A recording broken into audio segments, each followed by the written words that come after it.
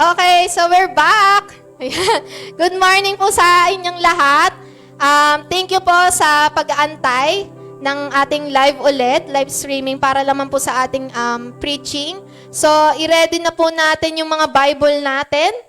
So, kung gusto niyo po may mga notes kayo dyan, much better. And higit sa lahat po, itag po natin yung mga kaibigan po natin, mga kaanak po natin sa live na ito para sila din po ay makapakinig ng salita ng Panginoon. Para sila din po is mabless din ng Panginoon sa pamamagitan ng kanyang salita na ihahatid ng ating pastor. So, we encourage you po to tag your friends and family. Ayan. And even yun sa mga volunteers, sa mga churchmates na po natin, itag po natin yung mga kaibigan natin. Ayan. So, bibigay ko na po yung microphone sa ating pastor. Salamat sa Panginoon.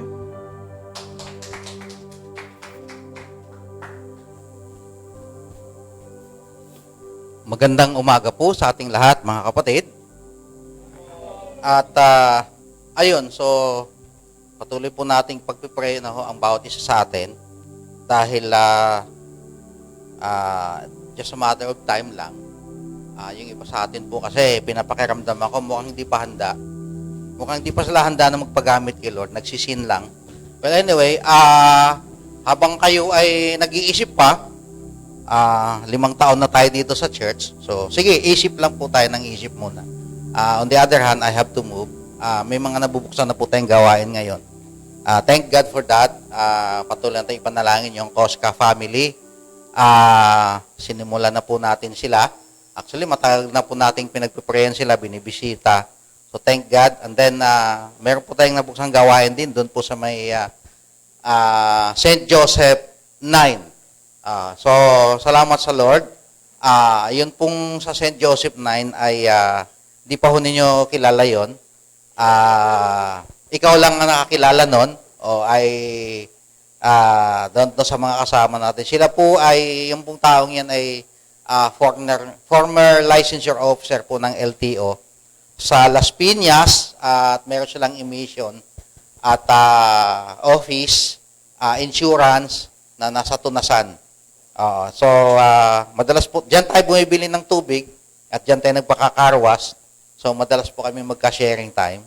So, thank God dahil kahapon po ay nabuksan ang gawain sa kanila at nakakatuwa si Lord sa buhay nila. And then, ayun, sa Cavite, tumatawid na po tayo cross boundaries. Nabuksan po natin ating gawain doon.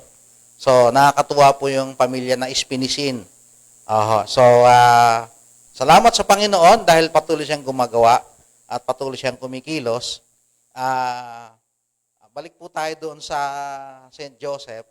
Ako'y natatawa lang po kasi hindi ho natin maiwasan na tao po ngayon na ay sobrang nagkakameron po ng matinding takot. Hinggil po dyan sa COVID-19 na yan. 20 na tayo ngayon, malapit na pa maging 2021. So, mula sa pangalang COVID na nagkaroon ng variant, naging Delta, ang dala ko naman po ay Alpha at saka Omega. So, bala sila sa mga buhay nila. Basta ako, ay hindi ako magpapaharang diyan. So, diretso lang. Salamat sa Panginoong Diyos for almost 2 years now. Ay labas-masok lang po sa ating katawang lupa. Ang mga iyan. Nakakaranas din minsan ng panghihina, physical, ngunit malakas po tayo spiritual. So, salamat sa Panginoon. At may balak po sana akong buksang gawain kahapon, nagbago isip. Huwag daw po muna, pastor. O siya, sige, okay lang. So, we'll just continue on praying for them. So, ang topic po natin ngayon is about lordship. Yung, kung tatagalogin mo siya. Lordship is a kind of, kung titingnan natin siya sa salin ng Tagalog, ay isa po siyang pamumuno ng Diyos sa isang tao. Now, before we do that, kagabi po ay nabigyan kami ng opportunity. By the way, yun pong ating pinag-aaralang consolidation, I tried na ma-simplify pa siya at ma-amplify. Tinranslate namin on our own language. So thank God dahil may natapos kami kagabing 3 topic at kasama nga po yung lordship na yan. At after po nun, nilid si Sam ng Lord. Buksan nga natin, panoorin po natin muli Sabi ko, nakailang panood ka na ito? Sabi niya, mga 4 na po eh. Maganda po talaga. So, sige, pinagbigyan ko po siya. Pero alam niyo po ba na na-realize ko po, yung story po ni Grant Taylor, 1960, siya po ay head coach ng Philadelphia Eagles. Naka-relate po ako sa buhay ng tao na to. Ginawa niya lahat ng best, no? Bilang head coach. Lahat ng paraan. Pero masaya, sa loob po ng 6 na taon. Sa loob ng 6 na taon na head coach po siya ng soccer, doon po sa Philadelphia, yung kanila pong team, sa loob ng 6 na taon, wala po silang naipanalo. No? So, sobrang siya. Pero napakasipag niya, napakagaling, at ginawa niya yung best niya. Dumating sa point na nag-usap na yung board ng school, balak na siyang tanggalin kasi wala namang nangyayari. Sobrang dami niyang problema. So yung mga team niya medyo nakakaasa na lang sa kanya. Yung board ay mukhang isang tao na lang pipirma doon, matatanggal na siya. And then tuwing uuwi siya sa bahay, nakakatuwa kasi alam niyo po ba na kapag lahat ng problema ay napasa iyo, nasahod huyatan niya lahat. Pati yung kotse niya, itutulak niya pa uwi. Kasi minsan wala nang gas. No? Kasi within 6 years, hindi ho tumataas yung sweldo niya, kapos-kapos. At yung battery nag-worn out. So, pag uwi pa niya sa bahay, mabaho yung bahay nila, yung lababo nila madumi. Tapos yung misis niya, within 10 years na silang nagsasama, hindi magkaanak. So, na-imagine ko, wow, grabe naman, ang daming problema ng taong yon. May problema siya sa pamilya niya, 2 lang sila, mag-asawa. So, yung asawa niya, tuwing dadating, ay tinatambakan siya ng problema. Ang dami ng kanyang problema sa school, pag-uwi niya, yung pang sasalubong sa kanya. So, nakakatuwa po doon sa istorya kasi may chaplain po doon sa loob ng school.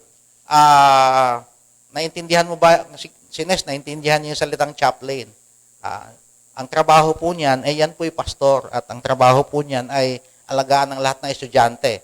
So, sa high school tsaka college, ang tawag ninyo niyan ay guidance counselor. Sa amin po kasi, sa seminary, chaplain po ang tawag niyan, na kapag may problema ka psychologically, physically, intellectually, all of those problems mo, relationship mo within students at problema sa teacher, may problema ka sa school, may problema ka sa bahay, punta ka lang sa guidance counselor na yan. Yun po yung chaplain. So, itong pastor na to, siya po yung chaplain doon. Ang trabaho po niya, every morning po, yung lahat ng locker, sa locker room, naglalakad po yung pastor. Ganito pong ginagawa niya sa lahat ng pintuan ng locker. Tinatouch po niya lahat ng pintuan. Araw-araw po yun. And he's been doing that for more than 5 to 7 years na ginagawa na niya yun. Pinagpipray lang po niya yung lahat ng locker na yun. At alam niyo po ba, bawat locker na yun, may mga names po doon eh. So, memorize na po nung pastor na to yung mga names ng locker na yun. At ang prayer po niya ng lahat ng nagmimiyari ng locker na yun makakilala sa Lord. Pero indeed, nung time na yun, ito pong si Grant Taylor ay sobrang bad trip na po mga tao sa kanya at siya kulang na lang magbigti na rin sa dami na ng problema niya. So one time, lumuhod siya sa Panginoon at umiyak siya. Sabi niya, Lord, napapagod na ako, gusto ko nang tapusin yung buhay ko. But would you please, bago matapos ang lahat, give me something. Bigyan mo ko ng sign na kung may meaning pa ang buhay ko at kung may purpose pa ako sa mundo na to, ay linawin mo po sa akin. So, ang ginawa po niya, every morning, bago siya papasok sa work, bago siya pumunta sa school, luluhod siya doon. Meron po silang library doon eh. So, nagigising yung wife niya na around 3 to 4 o'clock, ito pong si Grant ay nawawala po sa higaan. Of course, mababaw lang ang tulog niya kasi madami siyang problema. So, nandoon siya sa library, nandoon, nagbabasa siya ng Bible. No? Nakakatuwa po sa taong yon ang na-discover ko sa kanya. Sa sobrang dami ng problema niya, ang tendency kasi sa tao pag madaming problema, iniisip niya lang paulit-ulit yung problema niya. At nag-create ito sa kanya ng anxiety. depression. At yung iba ay nahantong sa nagugumon sa alak, sa sigarilyo, nagbabar. Yun po yung madalas na outlet ng tao na malayo sa Diyos. Pero si Grant, ang ginawa niyang outlet ay yung Bible niya. So every madaling araw po yun na 3, gumigising po siya at binubuksan niya yung Biblia. Hinahanap niya yung kasagutan sa Diyos. At dumating sa punto na nung siya po pumunta, maghapon po siyang nasa office, tahimik mga tao, walang practice. So nung pauwi na po siya, napapansin po niya ay yun pong opisina po ng administrator, bukas, curious lang po siya, sumilip po siya ng konti kasi medyo na hindi totally sarado yung door. Narinig po niya sa loob, lahat ng members ng board, nagmi-meeting doon, nag-uusap, at siya po yung topic. At alam niyo po ba anong issue? Kailangan na po talaga siyang tanggalin, kailangan na pong pagdesisyonan.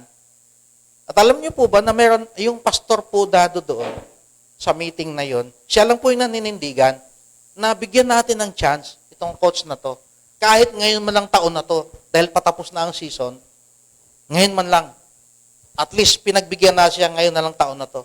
Sabi nga ng board, 6 na taon na nating pinagbibigyan niyang taong yan eh. So sabi ng pastor, sabi niya, simula nung nag-pioneer ang school na to, nandito na ako. So sabi niya, kung naniniwala kayo sa akin, kung may respeto kayo sa akin, would you please, bigyan nyo ng chance yung tao, kahit ngayon lang. So yung salita po ng pastor na yon, ginalang ng board, at yung may-ari ng school, masama man ng loob nila, pinagbigyan nila. At nung marinig po niya yon, nakalimutan niyang may sasakyan siya eh. Umuwi siya sa bahay, naglalakad lang. Sobrang sama ng loob niya. So, nagsimula na siyang magtanong sa Panginoon. Actually, hindi siya umuwi sa bahay. Sa likod po kasi nila, marami pong mga kahoy doon. By the way, napanood niyo na ba yun? Facing the Giants. So, panoorin ninyo. Mamaya, panoorin natin. Sa likod ng bahay nila, marami pong mga puno doon. So, nandoon po siya, naglalakad siya sa mga puno, at umiiyak siya, sama ng loob niya. And then, na-realize na yung wife niya na 1 o'clock na, hindi pa umuwi. Pero napapansin ng wife niya, yung back door bukas. So, it leads to her para silipin kung nasaan yung husband niya. And then, napapansin po niya na doon po sa likod ng bahay, kinausap po yung mga puno. Kausap niya ang Diyos. At lumuhod po siya doon. At naawa yung wife niya, nilapitan siya at lumuhod din yung wife niya. At yung wife niya may dala pong towel eh. Kasi madaling araw po yun eh, sobrang lamig. Tinabunan po siya ng wife niya. At ang sabi niya sa wife niya, ito po yung nakakatuwa sa pagsasama nilang dalawa. Sabi niya sa asawa niya, sabi niya, Lily, hindi ako deserving sa'yo na maging mister mo. Kasi hindi kita nabigyan ng anak, hindi kita nabigyan ng buhay, dapat ikaw ay masaya, dapat ikaw ay maayos, financially stable tayo, pero tignan mo yung bahay natin, hindi ko mapagawa. Yung sasakyan natin, lagi kong tinutulak. Sabi ko, umuwi ka na lang siguro sa nanay mo. Sabi niya, baka may future ka. Sabi niya, hindi ako deserving sa'yo. At sobrang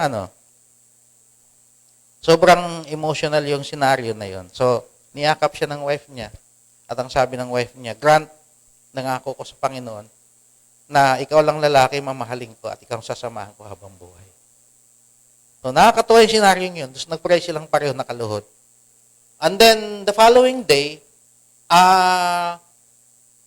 nung siya po yung nasa office uli, same scenario, tahimik lahat, walang galawan, lahat ng tao, walang pinag-uusapan. Habang siya nagsusulat doon, lumapit po yung pastor sa kanya. May dalang Bible, sabi ng pastor, Grant, sabi niya, listen to me. May mensaheng Panginoon sa'yo. Doon sa Book of Isaiah, 40:26, sabing ganon. Naniniwala ka ba na may gagawin sa'yo yung Panginoon? Naniniwala ka ba na walang imposible sa Panginoon? Naniniwala ka ba na kahit gaano kabigat ang problema mo, gagawa ang Panginoon sa'yo? Kahit maliit lang, naniniwala ka ba? Sabi niya, hindi siya nakasagot, hindi siya nakakibo. Tapos sabi ng pastor, well then, napadaan lang ako. Dahil sobra akong na-move dun sa sa Bible na binasa ko yung passage na yon. At sabi sa akin ng Lord, i-share ko sa iyo yan. So it's up to you now. Tumaligod yung pastor. Habol-habol niya. Sabi niya, sir, sabi niya, pinanghahawakan ko po yung salita na yan. Would you please pray for me? Pinag-pray over siya ng pastor. Tapos lumuhod siya. Sabi ng pastor, nung tumayo na po siya, sabi ng pastor, kung naniniwala ka na may gagawin siya yung Diyos, sabi niya, lahat ng paniniwala mo patungkol sa Diyos, isulat mo. At kung ano man yung lahat ng bagay na i-share mo sa lahat ng team. So, ginawa po niya, umuwi siya sa bahay. 2 araw, hindi siya pumasok. Nag-vision casting po siya. At alam niyo, noong sabi niya, bago ko to i-share sa team ko, sabi niya sa wife niya, pwede bang paki-edit? Kasi editor po yung wife niya eh. Pakitignan, chinek ng wife niya. Sabi ng wife niya, alam mo, sabi niya, ang objectives mo sa team, parang ang datingan ay parang pang-pamilya. Parang para sa ating dalawa to. Sabi ni Grant, that's exactly the point. Sabi na naniniwala, ito yung conviction ko, na tayong dalawa, mag-asawa, totoong wala tayong anak, pero isi-share natin ang kabutihan ng Diyos sa team. So alam niyo po ba na, ito na, in-expect ng team, mga rules ang pag-uusapan, in-expect ng team yung diskarte ng play, ang pag-uusapan. Pero alam niyo po ba na ang ginawa po ni Grant, nung nagsimula na siyang makipag-usap sa team, sinishare po niya ay ang word ng God sa book of Jeremiah 29:11. Tapos, iniisa-isa niya. Dumating sa point na ini-evangelize po niya, bina-Bible study po niya yung team niya. Nagulat yung team. Then eventually po, nangyari na yon day after day, ang ginagawa niya sa team niya, bina-Bible study na niya ng bina-Bible study. To cut it short, lumaki po yung grupo na yon na hindi na sila magkasya doon sa meron po silang area doon na doon sila nagmi-meet, lahat ng player. Dumarami po sila ng dumarami, nag-a-add po ng mga estudyante na hindi na po sila kasya doon, so kailangan lang lumabas. So doon po sa labas, sa yung mga schools po kasi ng mga mayayaman, meron po yung malawak na lawn, napakalapad po na parang park. Then, yung lahat ng tinuturoan yung mga estudyante ay eventually naging cell group leader. And then, one time po, si Grant, nadoon naman siya, the usual, nadoon lang siya sa office. Wala siyang ginagawang practice, wala siyang ginagawa na whatever para sa team niya, binaydo study lang po niya. At nadoon po siya, sa office niya, nagbabasa siya ng Bible. Biglang lumapit po yung kanya pong team leader na malaking tao, si Dockley. Sabi nga, Coach, sabi niya, pwede ba kitang maabala? Sabi niya, bakit? Sabi niya, tignan mo sa labas, tignan mo kung anong nangyayari. Bakit? Basta tignan mo lang. Nung lumabas po si Coach, kasama si Dockley, nakita po niya, napakarami pong estudyante doon po sa lawn na yun, doon sa park. Tapos, tatlo, apat, mga nakaluhod, yung iba umiiyak. Eventually, yung team niya, nagiging cell group leader. Yung sinishare niya, sinishare po nila. At namangha po siya, nagulat siya. Yung pastor, na mentor niya, nadoon lang sa office niya, nasa 3rd floor. Nakikita po niya yung lawak ng lahat ng sitwasyon pangyayari. At mula po noon, ay na-challenge po silang lahat. At binigyan ng wisdom si Grant, binuksan niya yung dati niyang libro. Yung dati niyang libro na may nag-mentor din po sa kanya, nung binuksan niya, nakita po niya doon. May mga dati na po pala siyang mga rules patungkol po sa papaano po mag-play ng panibagong diskarte patungkol sa team niya. So, yun po yung sinishare niya. At yun po naging dahilan kung bakit po unti-unting na-challenge po yung team niya. At alam niyo po, bago sila magsisimula ng practice nila, nagpe-pray silang lahat, hawak-hawak ng kamay. Then after ng practice nila, nagpe-pray sila uli. Ito lang po yung sinasabi niya. Tinatanong niya yung mga kasama. Ano bang dahilan, bakit ka sumama sa team na to? Anong gusto mo mangyari? Sagot nung isa, ano po, para sumikat. O ikaw, ano naman ang dahilan, bakit ka sumama sa team na to? Ano po, para makalibre ng matrikula, kasi siyempre, pagka player ka, di ba, libre ang matrikula, may, gano'n. O ikaw, sabi niya, kasi po, meron akong nililigawan yung girlfriend ko, hindi ako yung gusto ko maging girlfriend yun, pero hindi ako sinasagot. Malay mo, pag nanalo tayo dito, sagutin na ako. O ikaw, ano naman ang dahilan? Bakit ka dito? Bakit gusto mong sumama sa team? Gusto ko pong makuha yung respeto ng magulang ko sa akin. So, iba-iba po yung kanilang purpose. Bakit sila sumasama sa team? Ito po yung sagot ni Grant. Napakinggan po niyo yung sagot niya. Sabi niya, alam niyo, sabi niya, kay manalo man tayo o matalo, dapat bigyan natin ng glory si God. Alam niyo, sa buhay na to na-discover ko, sabi niya, sa buhay na to na-discover ko, matagal na akong naniniwala sa Diyos. Natagal ko nang alam na may Diyos. Pero kung ang Diyos na to ay mananatili lang siyang head knowledge natin at di natin siya maranasan, sabi niya, mananatili na lamang siya na isa na lamang siyang alaala. Sabi niya, hindi pala ganun ang Diyos. Kailangan sa araw-araw at sa bawat area ng buhay natin, hayaan natin siyang kumilos. Sa kahit gaano man kapangit ang sitwasyon, hayaan natin ang Diyos na to kumilos sa buhay natin. So if I were you guys, sabi niya, itong taon na to, gawin natin ng lahat ng pangarap natin. Pero ito lang yung gusto kong sabihin sa inyo, gagawin natin to, hindi para sa glory ng team natin, hindi para sa glory ng school natin, gagawin natin to para sa glory ni God. Palakpakan lahat ng estudyante. O, wala ba kayong mga kamay? So, ito po ang ibig sabihin ng Lordship. Ang sabi po, ito'y pamumuno ng Diyos sa isang tao. Ginawa ko po siyang hindi bawat tao, kundi sa isang tao. Meaning, sa isang tao na individual, ang Diyos ay dapat mamuno sa iyo. Why? Tignan po natin. Ang sabi po ay ganito. Mabagal yung internet natin.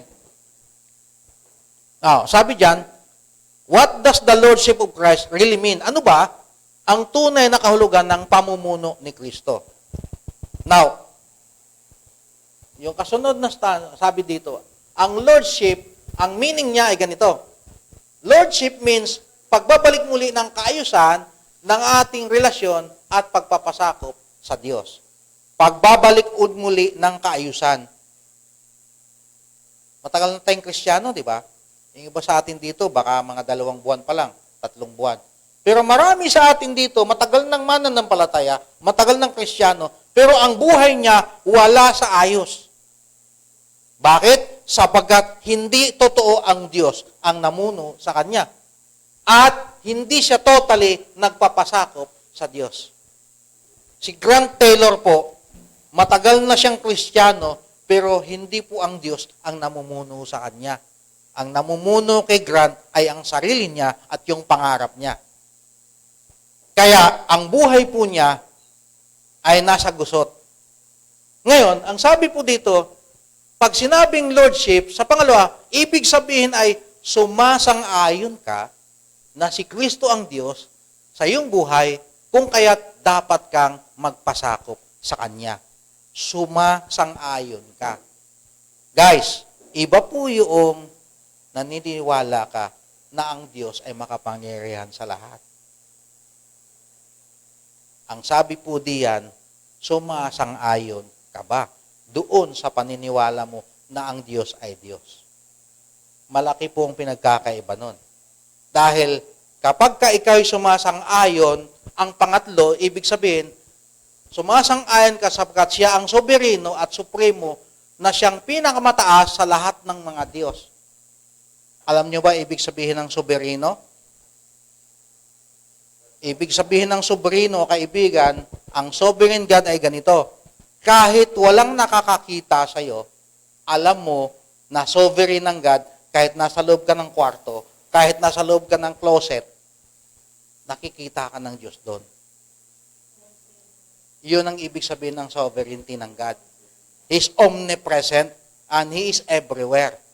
Sovereign po siya, nobody can hide on Him. Supremo, ibig sabihin ng salitang supremo, ito po ay may kinalaman po ito sa pagiging siya po yung pinuno at wala kang ibang gagawin, susunod ka lang sa Kanya and there's no such thing as no. Lahat ng sasabihin ng Supremo, ang isasagot mo lang ay yes. Pero ano pong nangyayari sa atin? Di ba madalas, pag may mensahe sa atin ng Diyos, ang sagot natin, pag-iisipan ko muna. Di ba ba? Nagkakaintindihan po ba tayo? Di po ba madalas, pag may message sa atin ng God, pagpipray ko po muna. Di ba? Napaka-safe ng sagot natin at napaka-spiritual. Pag may mensahe sa atin, can you imagine, mensahe na po ng Diyos yon? Pero yung isagot natin, ipagpipray mo muna. Ba, teka muna. Naintindihan mo ba yung sagot mo? Ipagpipray mo. Mensahe na po ng Supremo yon.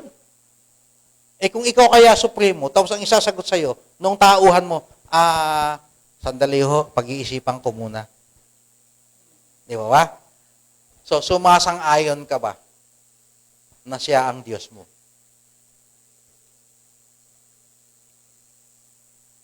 Tahimik po tayong lahat. Kapag siya ang Diyos mo, dapat siya ang soberano at siya ang supremo. Yun po ang ibig sabihin ng lordship, yung pamumuno niya. Sabihin, sa lahat ng anggulo ng buhay natin, sa lahat ng anggulo at aspeto ng buhay natin, maging sa lahat ng iniisip pa lang natin, dito pa lang, yung lingwahe pala ng ating pag-iisip, dapat dito pa lang, settled na po siya. Para pagbaba niyan sa puso mo, matining na. Wala nang pagtatalo. Amen po ba tayo dyan? Hello? May tao pa ba dyan? Okay. Now, gusto niyo po bang maging miserable ang buhay ninyo? Sige po, mag-isip po kayo. Kasi, ang Diyos hindi mamimilit. Pero, dahil soberano siya at supremo siya, darating sa punto na katulad ng nangyari kay Grant Taylor, naging miserable ho muna ang buhay niya. Nagka-leche-leche ho yung buhay niya bago siya totally sumuko sa soberano at supremo na to. Now, if I were you, huwag na ho nating danasin yun. Yung bang mabaon ka sa utang. Yun bang tipong bigla ka na lang sumisemplang. Naranasan nyo ng bahong sumemplang kayo sa buhay nyo, tapos ang hirap tumayo? Kapatid, mind me, ang pamumuno ng Diyos, lahat gagawin ng Diyos, masunod lang yung kalooban niya. Now, hindi ka naman niya pipilitin sa umpisa. Pababayaan ka lang niya. But believe me, pagdating sa, alam niyo po ba yung lakad natin? Halimbawa, ito po yung kalsada, di po ba? Yung kalsada na diretso, maraming paraan para makarating ka doon sa patutunguhan mo. Pwede mong lakarin, pwede kang magbisikleta, pwede kang magmotor, pwede kang sumakay ng eroplano. Di ba? Pero alin doon ang pinakamabilis na paraan para makarating tayo doon sa ating patutunguhan? Naglakad, nagbisikleta, nagmotor, o sumakay sa eroplano? Di ba? Siyempre, doon ka na sa aeroplano.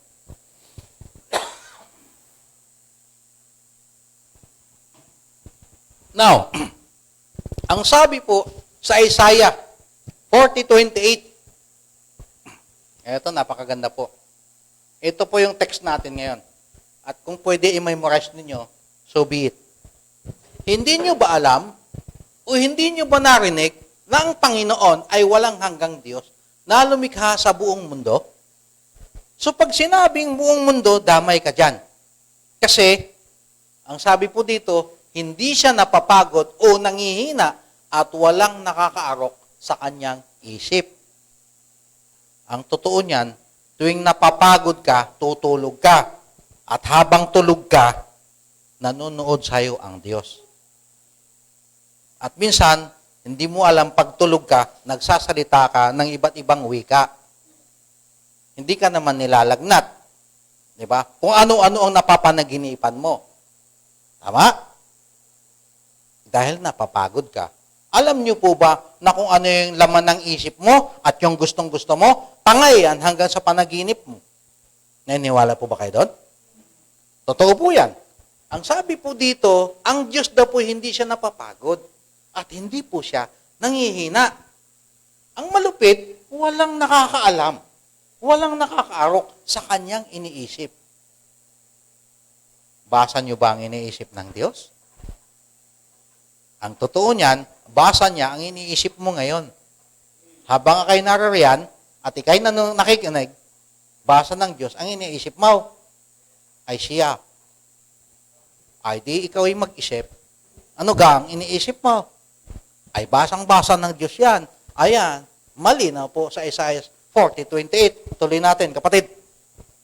Kaya nga, ibig sabihin, pag sinabing walang nakakaarok sa iniisip ng Diyos, hindi siya sumasangguni numan. Hindi siya sumasangguni numan dahil siya ang pinagmulan ng lahat ng karunungan at buhay.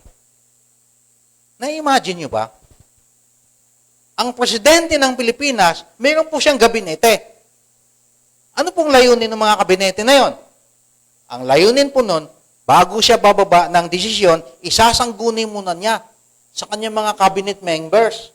Yung kanyang mga sekretary, lockdown pa rin ba tayo? Pahabaan pa natin ba yung pahirap natin sa mga Pilipino? Pag sumang-ayon yung 1/3 nun, opo, tuloy yung lockdown. So mula sa ECQ, MECQ, barbecue. So mababarbecue tayong lahat. Sunog ang ating mga wallet at bulsa. Bakit? Walang katapusang queue. Di ba? So, ang presidente ng Pilipinas sumasangguni sa kanyang mga kabinete. Pero, ito pong Diyos ng mga Diyos na to, wala siyang sinasanggunian. Naisip niyo po ba yun? Bakit? Sapagkat siya na po ang pinakamatalino sa lahat ng matalino. Sa kanya nagmumula ang lahat ng karunungan, pati yung ating buhay. Now, kung naintindihan po natin yung pagkakasabi niyan, ibig sabihin, itong Diyos pala na tinanggap mo sa puso mo. Siya nga pala, kung nagkamali yata ako ng bigkas, tinanggap nga ho ba ninyo? Sa puso. I mean, nandito ho ba siya? O baka nandito lang? Nasa puso ba? O nasa nguso? Nasaan ho ba siya? Nandito? Naramdam niyo po ba?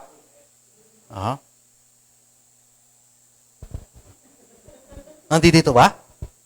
Kasi alam niyo po, pag nararamdaman mo siya, kapag nararamdaman mo siya sa puso mo, siya yung tinitibok ng puso mo. Hindi yung girlfriend mo.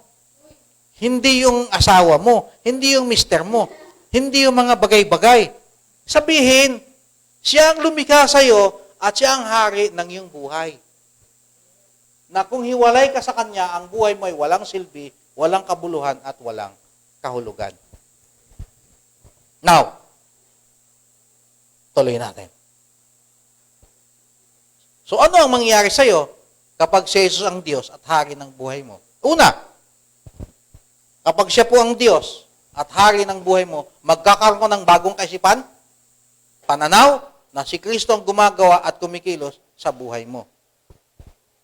Nagbago na ho ba yung ating isip? O pabago-bago yung ating isip? Malaki pinagkaiba nun. Yung bang amen ka ngayon, tapos pag uwi mo sa bahay, parang nabigla yata ako kanina sa church ha. Teka nga muna. Ang dami kasi nila kahiyaan lang. Di ba? Number 2, matutunan mong pasakop sa will ni Jesus. Now, question. Ano ba ibig sabihin ng will ni Jesus? Ano ba will niya? Ano ba kalooban niya? Pwede pa ba ako magtanong? Ano ba yung kalooban niya? To prosper us? Okay. Parang hindi na ako magtatanong. Parang yun na yung pinaka-absolute na sagot. Ang kalooban ng Diyos, hindi lang para i-prosper tayo. Actually, yung prosperity, bonus lang yun. Yung makahigop ka ng maraming kape, yung magkameron ka ng bagong trabaho, yung makatapos ka ng pag-aaral, di ba? Yung magkameron ka ng 3 palapag na bahay, di ba? Yung ikaw ay magkameron ng bahay at lupa, patapos mo yung mga anak mo. Actually, lahat po yan, bonus lang yan. So, wag nating tignan yung bonus. Ang tignan natin dito yung kalooban ng Diyos. Alam niyo po ba kung anong kalooban ng Diyos, mga kapatid? na ikaw at ako ay gagamitin ng Diyos para pag-uwi mo sa bahay, yung mga hindi paligtas sa bahay, maligtas dahil sa iyo. Hindi sila mauutas, maliligtas. Yun ang plano ng Diyos. So, yung matuto ka na tumugtog sa mga instrumento, kumanta, magpuri, maborn again, magbasa ng Bible, bonus lang yun. Dahil ang gusto ng Diyos talaga, dadami ang maligtas. Ikaw yung bahagi doon sa plano ng Diyos na maligtas ang lahat ng tao ay araw-araw ay maraming namamatay sa COVID. Tapos ikaw'y praning din, ayaw mong lumabas.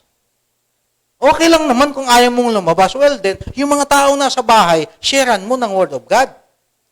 Alam niyo po ba na pag hindi mo tinanggap si Jesus bilang Panginoon sa sariling tagapagligtas, magkaka-COVID ka, gusto mo? Diba? Dahil hindi naman po.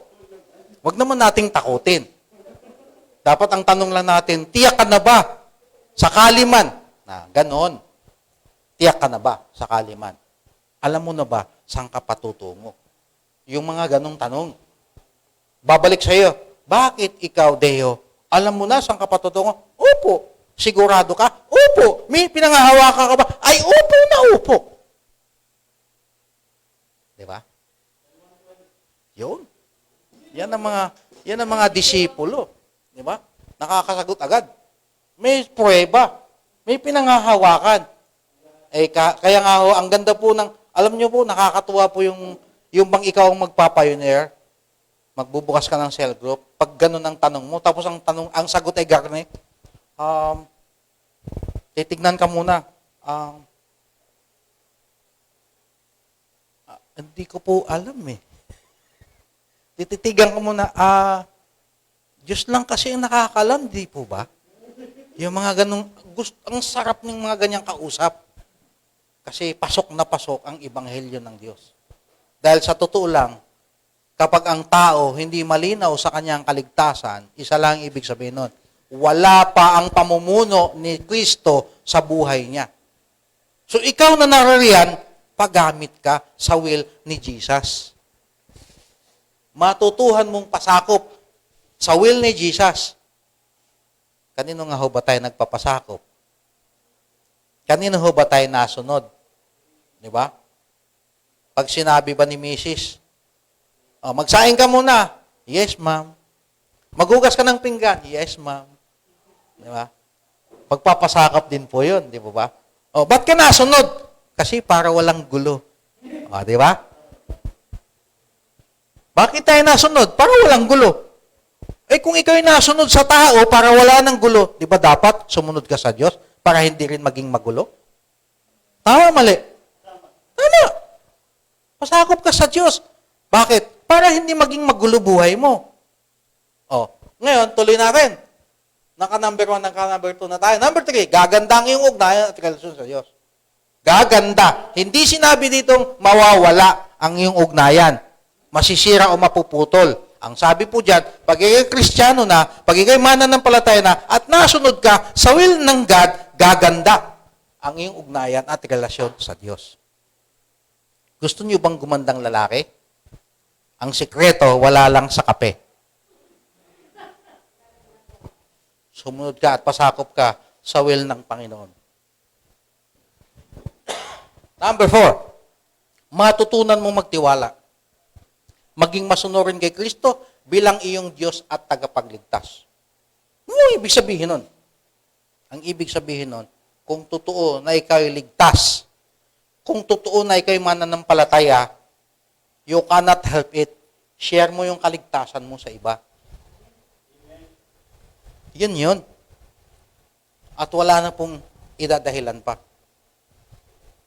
Si Grant Taylor ho, sobra po siyang preoccupied sa buhay niyang mag-asawa, yung namumblema siya lagi, hindi siya nagkakaanak, dami niyang utang, may problema siya sa bahay, may problema siya sa kotse, may problema siya sa team niya. Ang taong walang tamang relasyon sa Diyos, lahat na lang problema. Ang laging nakikita ay problema. problem-oriented. Ang taong walang tamang ugnayan sa Diyos. Now, hindi ko po sinasabing ang taong walang ugnayan sa Diyos. Yung walang tamang ugnayan sa Diyos. Totoong meron tayong ugnayan sa Diyos. Ang tanong kasi, tama ba yung ugnayan natin? Nung ma-realize ni Grant na ang tamang ugnayan pala ay hindi tignan ang sarili, kundi tignan mo ang Diyos na namamig-ari sa iyong sarili. Tignan mo ang Diyos. Ano ba ang gusto mong mangyari sa akin, Panginoon? Iyak si Grant. Sabi niya, Lord, give me something. Bigyan mo ng meaning yung buhay ko. Give me a solid evidence na may purpose pa yung existence ko. So nagsimula po siya sa salita ng Diyos. And true indeed, nung naging mananampalataya, na-imagine niyo po ba yun? Naisip niyo ba yun na balang araw maging teacher ka? Tapos lahat ng estudyante mo na born again mo? Na-imagine mo ba na ikaw, kapawan, hindi mo lang madadala dito si Astrid, kundi lahat ng pamilyang kapawan, madadala mo dito? Di ba? Ganun. Na-imagine mo ba yun, Deo? Na yung ate mo nasa malayang bansa at yung kapatid mo nandiyan lang? Madadala mo sila sa Panginoon? Hindi man kayo magsasama-sama literal, tayo isang bahay, pero maaaring mangyari yon kapag sisimulan mo sa Panginoon. Di ba? Ganun lang po yun. So, anong kinatatakutan natin? Ano bang nag-hold sa atin? Di ba? Dito lang ang problema natin lagi. Sabi nga ni Eddie Garcia, namatay na po yung taong yun. Ang krimen ay nagsisimula lamang sa ating mga pag-iisip. Sabi ko, may natutunan ako dito sa aktor na to eh.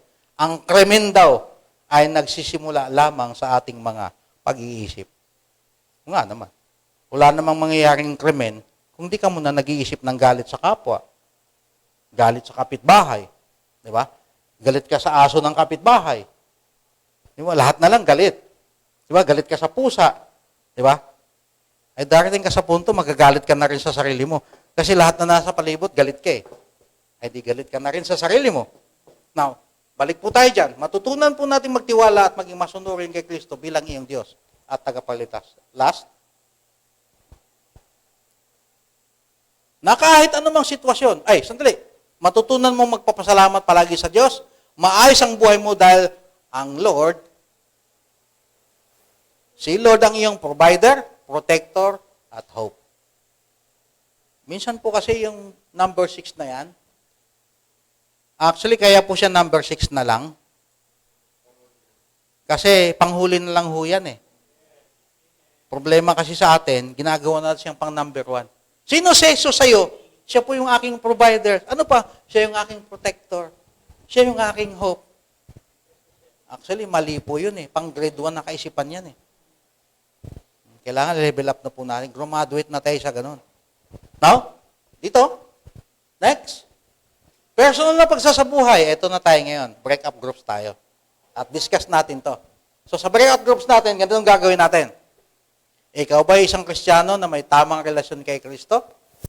Kung ang sagot mo, kung oo ang sagot mo, pangalawa, ano ang tunay na kahulugan ng pamumuno ni Kristo? Sino ba si Kristo para sa iyo at sino ka para sa Kanya? Mabigat ho yung pangalawa, di ba? Medyo masyadong personal. And then, pangatlo, kung aaminin mo sa iyong sarili, ano-ano ang mga balakid kaya hindi mo palubusang maisuko ang sarili mo sa pamumuno ni Kristo. Actually, yung third point na yan, ang nakaisip niyan, isang 9-10 years old lang na bata. Itago na lang natin sa pangalang Sam. Sabi ko, ganda ng upbringing mo ah. Sinong pastor mo? Di ba? Nakakatuwa po eh. So, siya po nag-contribute po na. Now, itong gagawin natin. Let's close for a while in the word of prayer. And then, mamaya po, make-up tayo. Nalangin po muna tayo. Lord, sobrang nakakatuwa po yung amin pong talakayan ngayon na may kinalaman po ito, Panginoon, sa totoong pamumuno mo, sa totoong buhay namin, na kung titignan namin ang bawat anggulo ng buhay namin, there are things hidden within our heart na hindi pa talaga totally na isuko namin sa inyo. God, among our group, tulungan nyo kami, Panginoon, na matutunan naming maging accountable, matutunan naming magtiwala, matutunan naming magsabi ng totoo na hindi namin ipapabricate, hindi namin ililihim dahil, Panginoon, hindi pa kami nakarating ngayon dito sa church, basa nyo na at basang-basa nyo na ang aming buhay, ang aming pag-iisip, sapagkat ikaw ang tunay na Diyos at walang nakatago sa iyo dahil ikaw ang aming Diyos na walang imposible. Salamat po. Pagpalain niyo po ang puso ng bawat isa. At sa group discussion namin, Panginoon, dalangin namin na maging healthy po ito sa bawat isa. And help us, God, na tulong-tulong kami. Sama-sama kami. Maramdaman namin yung pagmamahal ninyo sa bawat isa sa amin. Maghahari po yung inyong pag-ibig. Maghahari po yung inyong kababaang loob. Dahil gustong-gusto ka namin, Panginoong, paglingkuran. Gustong-gusto ka naming mahalin. Gustong-gusto ka naming sundan. So, tulungan nyo kami, Panginoon, na ngayong oras na to, sa lugar na to, Panginoon, ay maidil po yung mga little issues sa buhay namin. Sapagat, Panginoon, nais po ninyo na malayang-malaya kayong makakilos sa bawat anggulo ng buhay namin.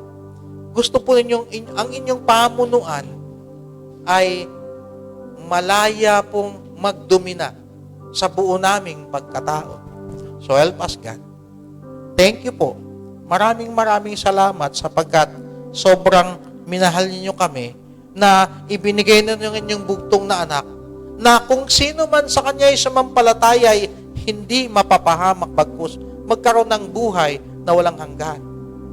Lord, Panginoon, natanggap na namin ang kaligtasang ito. Pero somehow, sa buhay namin, nag-i-struggle po kami, Panginoon. Para bang sa loob ng puso namin ay meron pong tag-ubuar, meron pong labanan na hindi ho namin maintindihan. And there are times, Panginoong Diyos, nagagapi kami. Pero ang sabi ninyo, victorious na po kayo 20,000 years ago. Pero bakit po, Panginoon, sa bahaging ito, talo kami? What's wrong with us? Lord, reveal unto us now the secrets of your glory. Sapagat, Panginoon, marami pang tao na hindi pa nakakilala sa inyo ng lubusan. At kailangan ninyo po kami. Ngunit hindi kami malayang makakagalaw at makakilos sapagkat nakagapi kami. Nagagapi kami, Panginoon, ng aming mga weaknesses na to. Diba ang sabi po ninyo, Panginoon, you are more than enough.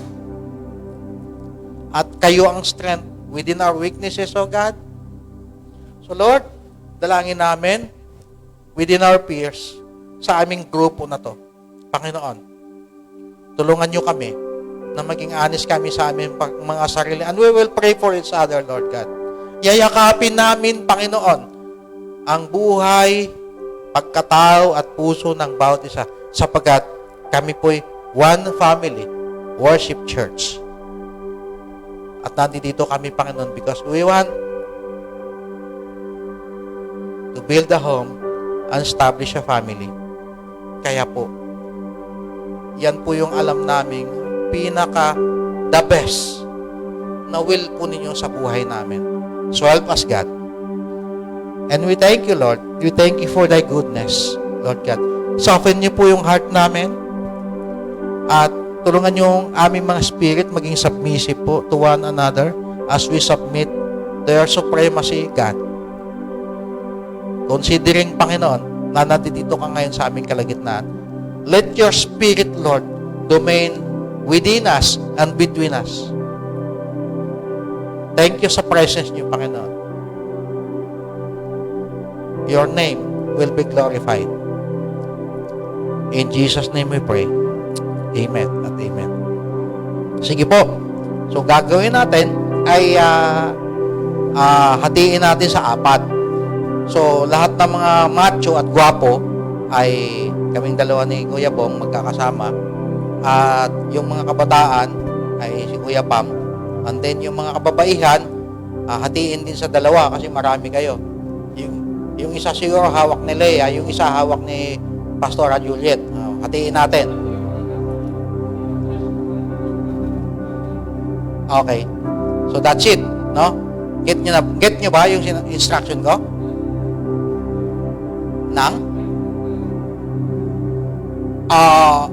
Yun, nasa live, discuss nyo with God kung wala kayong kausap. Ano ba yung mga aspeto ng buhay natin na magpahanggang ngayon nag-i-struggle ka? Ikaw ang nakakaalam nun.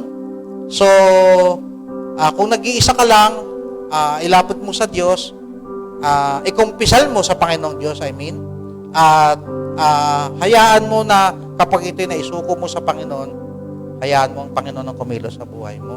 Magtiwala ka sa Panginoon, walang imposible sa Kanya. At ang gusto ng Diyos ay kaayusan, sapagkat galing sa Diyos ang kaayusan. Gusto ng Diyos makaranas ka ng kapayapaan, kapatid. At kung meron ka mang kasama sa pamilya, then discuss po ninyo. Kung meron po kayong matters like mga misunderstanding within the family, got to talk. Mag-usap po kayo. In a gracious manner, nang sa gayon malayo pong makakilos ang Panginoon sa inyo pong communication. So, we all hope and we pray na ito po ay leading us towards that direction that God wants us to be.